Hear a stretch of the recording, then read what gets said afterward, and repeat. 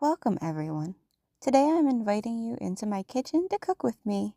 Today we're going to make a super easy meal that's going to make your tummy feel pretty warm and full. Now, I'm no chef. I have no culinary experience. I'm just here to give regular people ideas and take them on a journey with me trying to do better in the kitchen. Growing up, I always ate out, so as an adult, I've been learning to cook a little bit better. I don't think I ever ate these big chunky rotini noodles as a kid. I think I actually wanted to try to stuff them once, but it was kind of tedious, so I gave up and I just poured everything on top.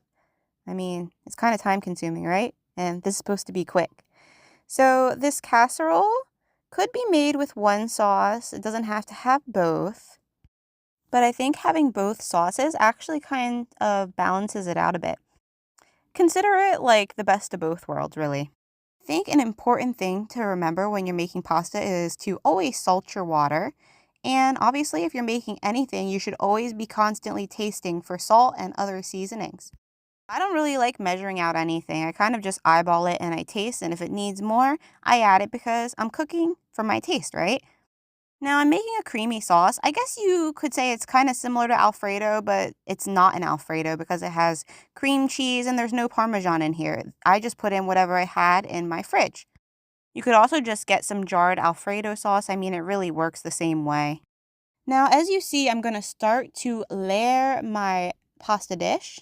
I'm starting with the noodles on the bottom, and then I'm going to add some sauce on top. Now, I could have mixed the ground beef in the sauce. I mean, it probably would have been better because as you're going to see, I'm going to miss a layer of ground beef, but we'll talk about that later, okay? And hey, what the heck? Why didn't you remind me to add the ground beef later? I know you see me doing it now, but the next layer, it's totally gone. You'll see.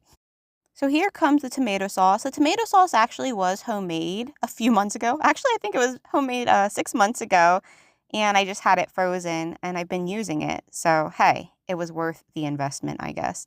And now I'm grating some cheese on top. I actually don't know what kind of cheese this is. It isn't mozzarella. It might be some like old fort cheese. I don't know. I have to look. But as I said, just use what you have. You don't need every single ingredient to make any dish. You just make it with what you have and taste it and make sure it tastes good. And I'm sure it's going to come out okay, right? Now, as you see, I was getting all excited. I'm like, I'm finishing my last cheese layer. This is going to look so beautiful. Yeah, we're going to see just how beautiful it looks.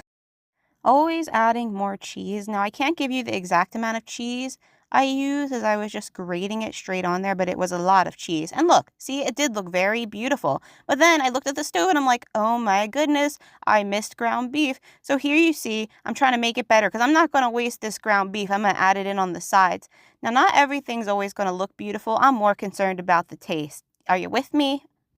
I grated some cheese on top to try to hide it, but hey, I didn't have that much cheese left because I was using so much. But it did come out golden and bubbly, just like I like it. I think I'm going to cut me a big serving of this, and when I cut it, I'm going to add some chili flakes. Now, this one fed us, but hopefully the next one might actually impress us. Remember, progress is not perfection. See ya in my redemption arc. There it is. By the way, I noticed the ground beef looks a little like dark. It's not burnt, but I'll pick this one off. It looks better, right? Hey,